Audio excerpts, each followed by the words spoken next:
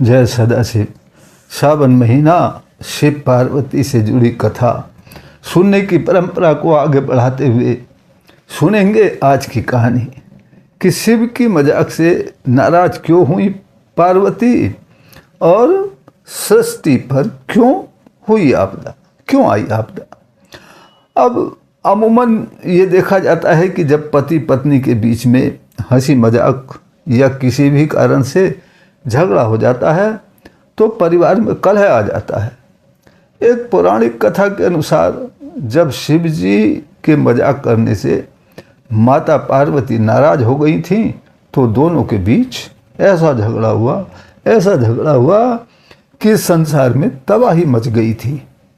जिसके बाद इस कलह को रोकने के लिए देवताओं को कलेश्वर महादेव मंदिर में आकर पूजा भी करनी पड़ी थी।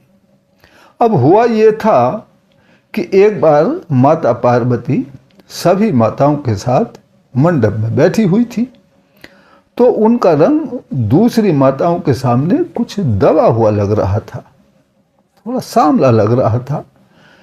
तब भगवान शंकर ने मजाक के मूड में ये कह दिया, हे महाकाली तुम मेरे पास आकर बैठो। मेरे गोरे शरीर के पास बैठने से तुम्हारा रूप बिजली की तरह चमकने लगेगा, क्योंकि मैंने सफ़ेद रंग के सांपों के कपड़े पहन रखे हैं और साथ ही चंदन भी लगा रखा है। अब ऐसे में तुम्हारा जो काला रंग है वो मेरी मदद भी करेगा, मुझे नज़र भी नहीं लगेगी। अब शिव जी के कहने का आशय ये था कि मैं बहुत सुंदर लग रहा हूँ, तुम काली लग रही हो। अब क्या था, शंकर जी की ये बात सुनकर माता पार्वती को दूसरी माताओं के सामने तौहीन महसूस हुई।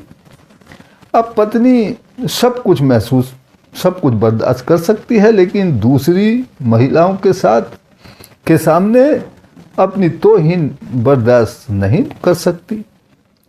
तो माता पार्वती जी ने शिव से व्यंग के रूप में कहा, आपने जब नारद जी को मुझसे विवाह करने का प्रस्ताव लेकर मेरे पिताजी के पास भेजा था तब क्या आपने मेरा रंग रूप नहीं देखा था?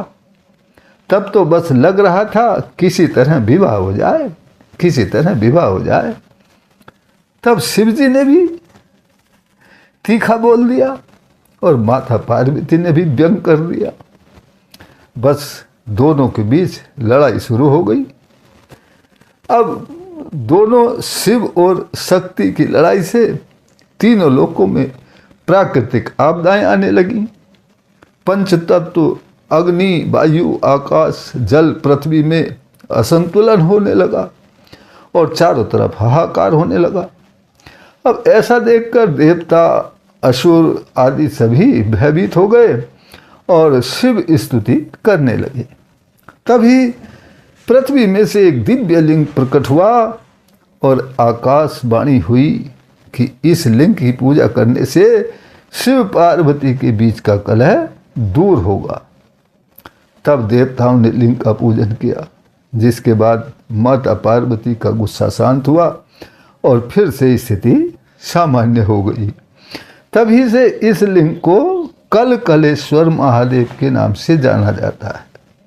ये मान्यता है कि कलेश्वर महादेव के दर्शन करने से पति पत्नी के बीच का कलेश आदि दूर हो जाता है और घर में शांति बनी रहती है। ऐसा भी माना जाता है कि यहाँ पूजा करने पर व्यक्ति को सांप, आग आदि का डर भी नहीं रहता है। उज्जैन में यह मंदिर पड़ता है।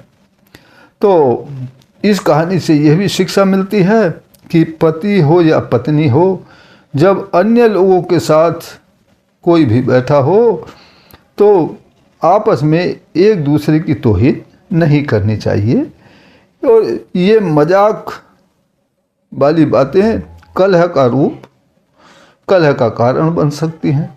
तो परमपिता परमात्मा शिव और माता पार्वती की कृपा हम सब पर बनी रहे, इसी प्रार्थना के साथ फिर मिलते हैं शिव पार्वती से जुड़ी अगली किसी कहानी के साथ। तब तक के लिए जय सदाशिव।